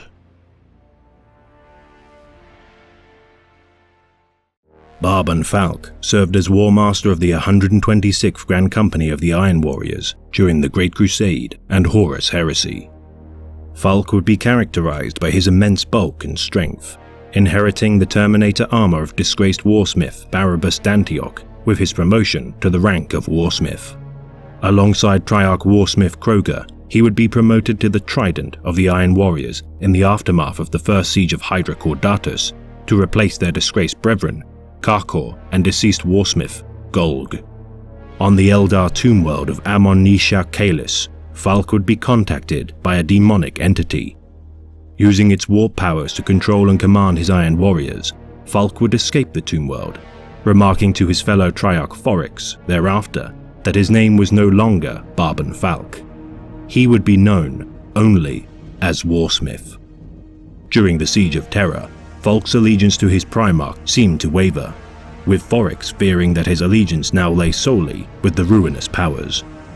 Surviving the siege, Falk would retreat from Holy Terra with his Iron Warriors, not to be seen until the 41st millennium. Attempting to secure a stockpile of Astartes' gene seed on the planet of Hydra Caudatus, Falk would seek to ascend to become a demon prince with the offering of his spoils to the ruinous powers. Successfully toppling the seemingly impenetrable defenses, the Warsmith would succeed in his quest to become a demon prince and relinquish his forces to his only surviving champion of the Iron Warriors, Honshu. His deeds since his ascension are unknown. I was there, on that tiny world in a forgotten system, in a distant corner of the galaxy, where a mighty blow was struck against the renegade War Master and his alliance of the lost and damned. There, on Lesser Damantine, I was among the few who stood against the many. The brother who spilled his brother's blood, the son who betrayed his wayward father's word, and that word was heresy. Barabbas Dantioch was the warsmith of the Iron Warriors' 51st Expedition Fleet during the Great Crusade. The favoured son of his Primarch, Perturabo, Dantioch was regarded as a peerless tactician and skilled builder of fortifications. Leading his fleet to combat the war against the Xenos incursion of the foul Hrud species within the Gugan system, the fortress world of Golgis would be infiltrated by the Hrud, whom in turn would destroy the planet's Iron Warriors garrison. Generating entropic fields of energy, the Hrud swarms would age everything within their grasp. Weathering stone, rusting armor, withering flesh, and even aging Astartes into no more than dust and bone. Jamming their bolters, blunting their blades, and crumbling their fortresses, Rakidian beasts would reveal themselves from the shadowy corners of the planet and slice the fatigued Iron Warriors to death with their venomous claws. Very few Iron Warriors would survive, though all, including Dantioch, had been aged to the sum of 3,000 years and left crippled from their engagement. Extracted from Golgis, the 51st Expeditionary Fleet had been all but destroyed. Some Astartes aged so much that they died during their retreat. Dantioch would condemn his Primarch's orders to prosecute the extermination of the Hrud and allow his fleet to be decimated. Angered at his son's insolence, Perturabo would relieve Dantioch of his command and be stripped from the Iron Warriors' records and his Terminator armor reassigned to Warsmith Barban Falk.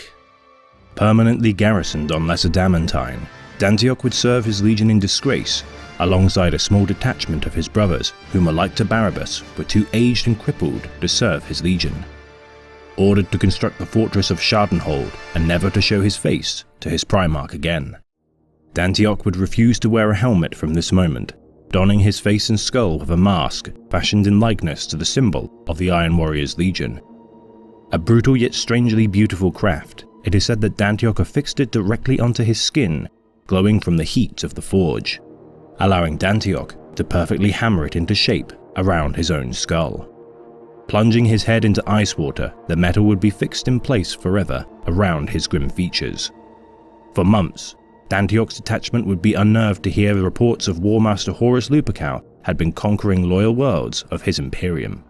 Warsmith Krendel would soon arrive on Lesser Damantine with orders to utilize the Schadenhold as a supply point to aid the assault of Holy Terror. Dantiok's suspicions of his legion's treachery confirmed, Barabbas would refuse to acquiesce his Primarch's orders and combat Krendel and his forces. In the name of Horus, Krendel would vow to capture the fortress. Yet unknown to the Warsmith, a clandestine space marine of the Ultramarines Legion, Toro Nicodemus, would observe the dispute. Sent by his Primarch Rabute Guilliman, Toro as a member of his honor guard had sought to recruit Dantiok to aid in the Loyalist defense. As Dantiok's expertise in siegecraft were known far and wide throughout the legions of the Adeptus Astartes, Toro would confirm to Dantiok of his legion's betrayal and beseech the Loyalist Iron Warriors to defend Schadenhold for as long as possible, delaying the traitor Astartes' advance and buying Holy Terror crucial time.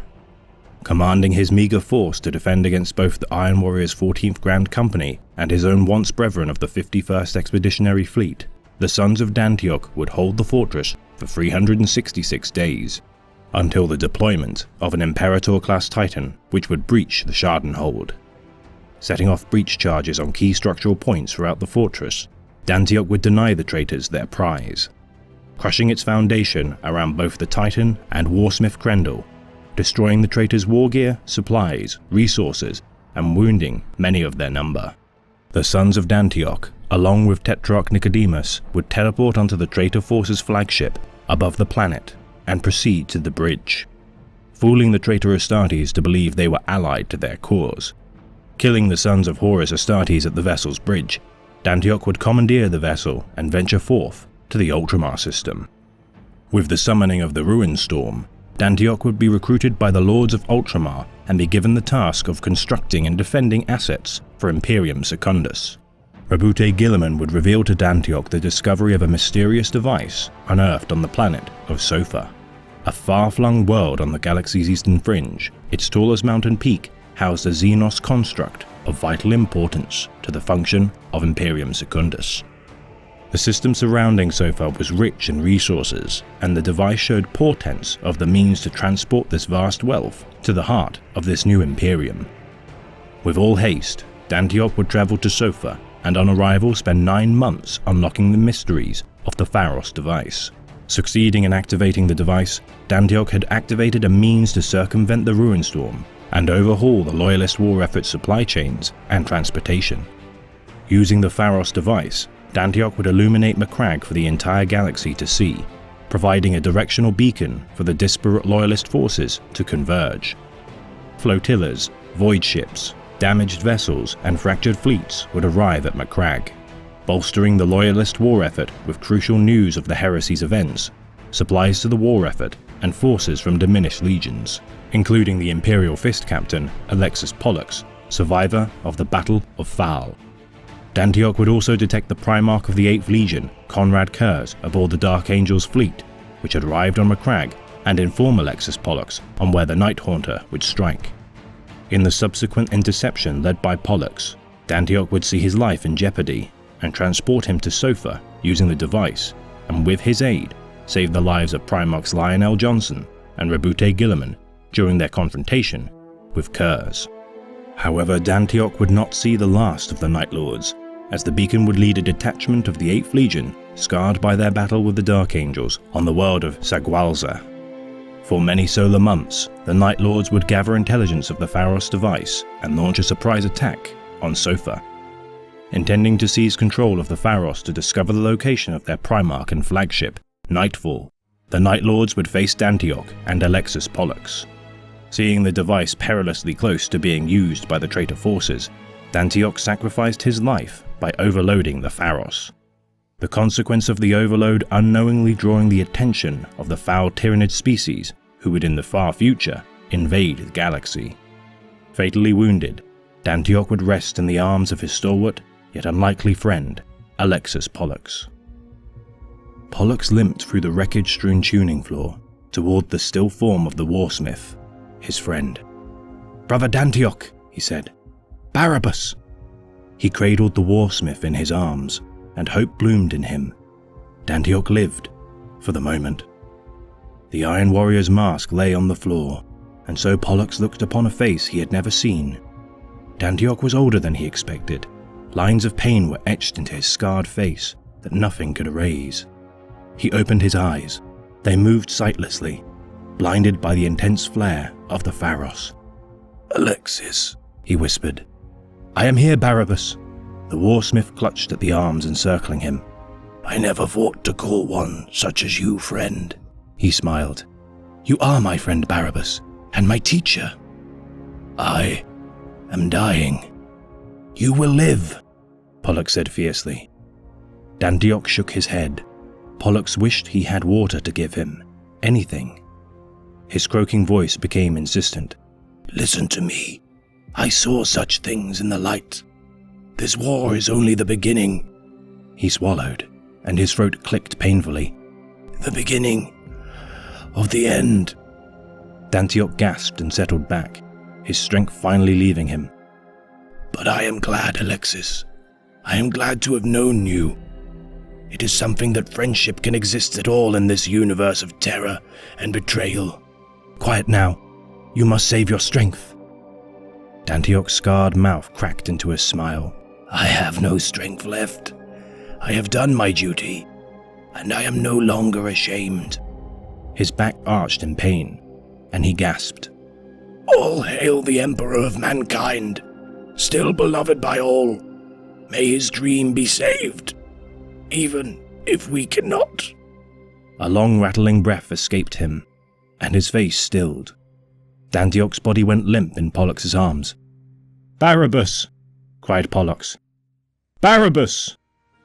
Brother!" He bent his head and wept for his enemy, his friend. Tenderly he crossed Dantiok's arms upon his chest, as befit a champion of the legions who had fallen in service to the Imperium.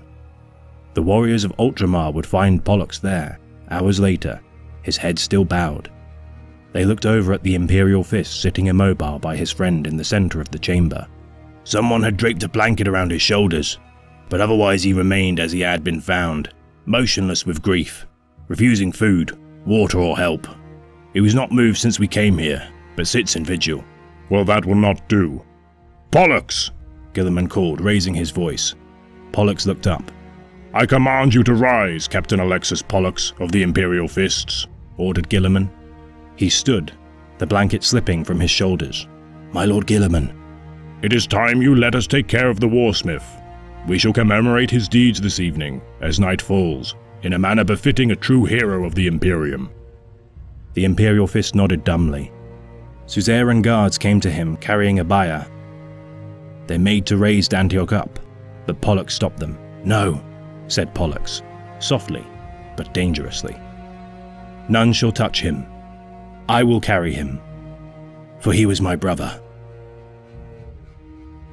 Barabbas Dantiok would be recognized as the Warden of the Pharos and given the posthumous title of Hero of the Imperium by Rabute Guilliman. His mask set within Mount Pharos for 1,000 years, its use as a badge of office for the Scythes of the Emperor Legion's chapter masters. With the invasion of Sofa by the Tyranids, the mask would be left upon the funeral pyre of chapter master Mansirius Forsira.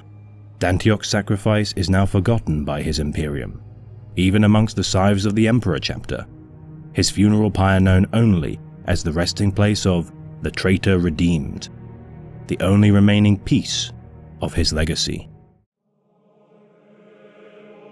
Like the Mechanicum, Aulus Scaramanca said, the Fourth Legion live the harmony of flesh and iron. We were made for it. We are the strength of the land, the stone that shields, the ore that yields. Beyond the blood and rust-stained battlefields of Olympia, I can think of no better place for an Iron Warrior to rest his bones than in the red soil of mighty Mars. With the thunder of colossal servos and giga-loading mechanisms building, the Iron Warrior turned his back on Tantus Abolitoris. He reached towards the Raven Guard. The sons of Korax, however, were forged to fly. With those last grim words trailing away on the Martian breeze, the Iron Warrior seized the Carrion's arm and heaved the lighter legionary around, like a planet and its companion moon, and spun. pitching him with all his armored strength off the edge of the landing platform. As the carrion plummeted, rolling and tumbling through the thin Forge World air, he saw the Iron Warrior watching his fall. And then, with a thunder crack that seemed to tear reality apart, the gargantuan Gatling blaster fired the first of its monstrous shells. There was another crack, and then another, until the thunder became a continuous, roaring cacophony that almost split the ear. The tower's top shattered. One moment it was there, the preceptory in which the Carrion, Scaramanca, Phylax, Salvador, and Ventidian had trained, slept and toiled. Then it was gone, a shell-shredded blur of masonry and plasteel that fell with the Carrion down towards the unforgiving surface of Mars. Aulus Scaramanca served as a tech marine of the Iron Warriors Legion during the Great Crusade and Horus Heresy. Trained alongside Dravian Clade of the Raven Guard, known by the nickname The Carrion, for 30 years of toil upon the Forge World of Mars. During the days leading up to their graduation as tech marines, these cellmates of the Astartes Creed formed an unlikely bond of brotherhood. Mentored by the Illuminant, Gnaeus Archelon, in the arts of artifice, Aulus was by far his most gifted pupil, showing mastery of all the disciplines such as cybernetics, runecraft, liturgical lore, and weaponsmithing. Clad in heavy Mark III armor, noted for his crown of flesh ports to better interface with machinery, his bionic hand, replete with knuckles housing haptic interface spikes, perfectly complemented the sneer which imitated his Primarch's own self-satisfied acumen. Improving upon weapons, in excess of even the Martian priesthood skill, his blessed activations of dormant machines would be the envy of Aulus's peers, who knew in their hearts he would rise to gain Perturabo's notice on his return to the 4th Legion, as a born leader capable of composure under stressful circumstance.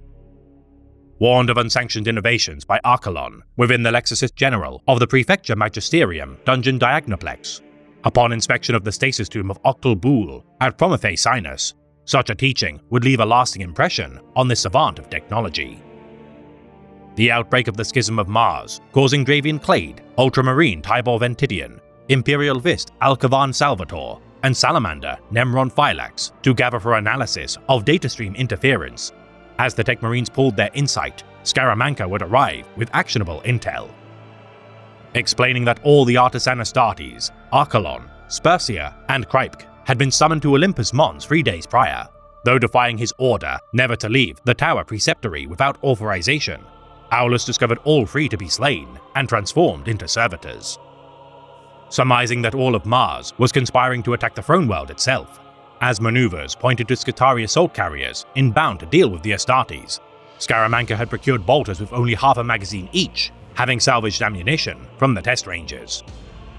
Tibor identifying a warlord titan of the Legio Mortis, Tantus Abolitoris, to be marching for their location. With the power cut, dark code corruptions beset every system of Mars, including its military thralls. Defending from an attack by Valkyrie aircraft as Aulus hastily activated cannon emplacements, as the remaining Tech Marines attempted to reposition an executioner tank for cover, the Carrion commanded the resistance to the initial wave of the phase Puxillatrix. Scaramanca's gun emplacement, shredding Valkyrie transports and Skitarii alike. During the next wave, Nemron would be slain, as the Carrion discharged electromagnetic energies from a powerlifter to overload his foes. Ventidian rescuing Clade from weapons fire, shouting that they must withdraw to the lower floors. Both Tibor and Salvator would be killed by Skitarii during an ambush at an elevator, as Scaramanca single-handedly staved off the dropship assault. His face scorched by superheated hydrogen, knowing in his heart that he would not escape Mars. As the Skitarii fell back to make way for the approaching Titan, Aulus begrudgingly admitted that the Imperial Fist would stand to protect the Emperor in his stead. Saving the life of the Carrion, sacrificing himself to protect his stalwart friend from the tower's destruction. Though Dravian would manage to escape to Terra, Scaramanca would be captured by the nascent Dark Mechanicum. Transformed into a mechanical monstrosity, tasked with fortifying Mars to prepare for Horus's assault on the Sol system. Now rivaling the size of an Imperial Knight, Scaramanca, infused with scrap code, executed the Magi who had transformed him into a monster. Identifying the Vertex Australis as the most vulnerable weak point of the Forge World, as the Princeps Callistra Lennox allied with the abominable intelligence, the Tabula Myriad, to overthrow the Dark Mechanicum, Dravian Clade prepared to return to Mars. Now a member of the Knights Errant, found innocent of corruption by the agents of Malcador, the Carrion ventured to the Vertex Australis to face his now corrupted brother-in-arms, who had remained loyal to Perturabo, and thus by extension, the traitor Warmaster.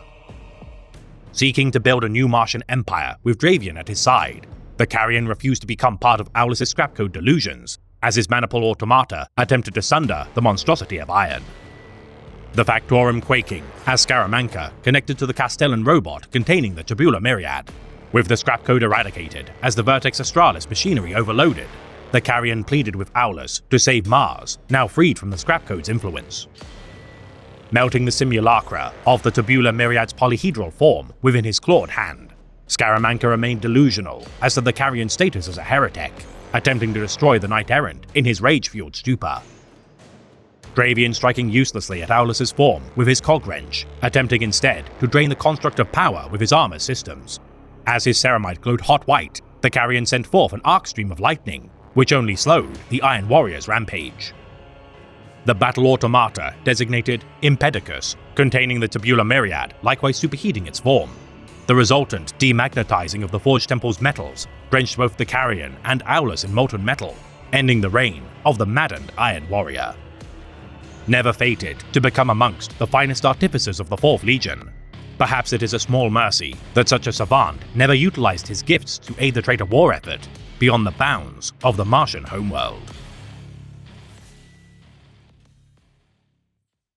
Keir Valen served the Iron Warriors Legion as warsmith of the 77th Grand Battalion during the Horus Heresy. Recruited into the 4th Legion from the Xenos slave world of Meru, Keir would rise through the ranks of his legion, gaining a reputation as a fierce warrior, earning the nickname Shatterblade after fighting a battle for 9 hours despite his chest being impaled with a Xenarch sword. Promoted to the 2nd captain of the 77th Grand Battalion, Valen would wage war for 11 years during the Theracon suppression and eventually would be forgotten by the larger Imperium. Garrisoned within the region, Valen and his men would be unaware of his legion's betrayal during the Horus Heresy, but be drawn into the civil war during M31-006 on the planet of Paramar 5. Fighting the Alpha Legion, Valen and his men would stand defiant against the traitor forces, yet be gravely wounded. Remaining loyal to the Emperor of Mankind and his Imperium, Valen would escape the forces of the Alpha Legion and Dark Mechanicum, never to be seen again. Galen Dion served as a linebreaker of the Iron Warriors Legion during the Great Crusade and Horus Heresy. A member of the Lord of Iron's elite Tyranthikos bodyguards, the so-called Dominators of Perturabo, despite centuries of peerless service, were humbled during the Battle of Phal. Bested by the Imperial Fists commanded by Captain Alexis Pollux, the Sons of Rogel Dawn infiltrated the Iron Warriors' flagship, Iron Blood, managing to breach the Hammer of Olympia's inner sanctum before falling in battle. Their failure to prevent the 7th Legion from endangering their Genesire, requiring the Tyranthikos to surrender their responsibility to safeguard their Primarch. Their position would be filled by the automaton Domitar robots, the Iron Circle. Redeployed to the Grand Companies as little more than heavily armored infantrymen. Among them, Galen Dion yearned for a chance to redeem his name and the favor of his liege. Vowing to undertake a feat of immense martial prowess under the command of Siege Captain Ascari Valkar, Galen refused to allow his former glories to be buried and forgotten. Laying siege to the Cadmean citadel of Hydrocaudatus, held by the 42nd Imperial Fist Company and Chalcidian Grenadiers, Dion warned Siege Captain Valkar that a direct assault without weakening the fortress with bombardment and siege works could prove costly. Galen's advisements ignored by the Lord of Iron and Captain Valkar due to his creed's diminished status, the subsequent assault of the 33rd Grand Battalion, though managing to breach the outer gates, was thwarted by an Imperial Fist Forge Lord, commanding a retinue of Castellax robots. Stoking the Tyranthikos' intense hatred for mechanized infantry established by the Iron Circle, Galen and his kinsmen charged into the fray, fueled by spite and fury. Enabling their 4th Legion brethren to redouble their efforts, the battle, regardless of the Dominator's valor, devolved into a stalemate. 2/3 of the 33rd Grand Battalion perished or wounded as Galen called for reinforcements. attempting to depose Valkar's command by force. The siege captain anticipated the Tyranthikos' mutiny, but could not prevent his disarmament by Dion. Bringing the siege captain to be judged by their Primarch, the Dominators delighted at the sight of his body being torn to shreds by the Iron Circle robots. Yet the Lord of Iron gave not a hint of encouragement, nor recognition for their actions. Ordering his automatons to break the Cadmean Citadel where his own sons had failed, Galen Dion never redeemed his honor, as his Primarch continued to replace his most competent but flawed sons with unfeeling machines. His Tyranthikos destined for obsolescence.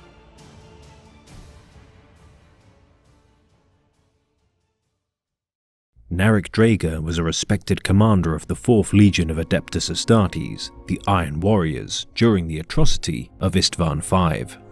In battle with a Raven Guard Moritat, Narek's flesh was incinerated, costing him precious favour with his Primarch, Perturabo.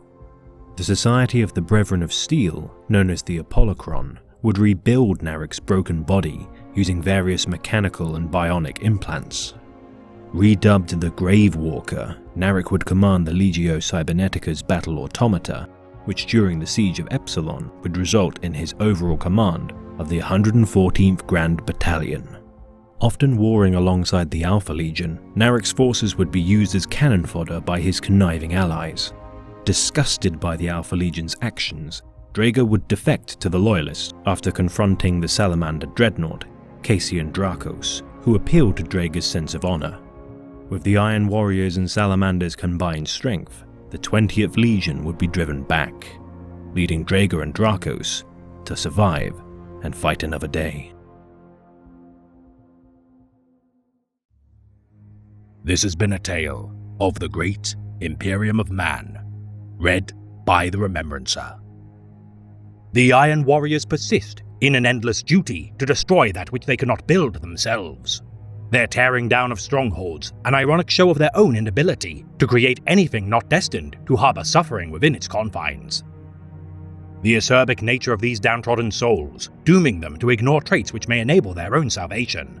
Their crude mantras of strength through suffering shall never protect them from the trials which continue to harry their numbers. Many virtues on the surface seem weak to those without the bravery to challenge them, for many are the characteristics which profess strength through domination, subterfuge, and cunning. Yet never underestimate morals such as honesty, integrity, trust, and compassion, for therein lies the ability to form camaraderie, not out of selfish self-interest, but a continual rising of the tides without the need for acrimony.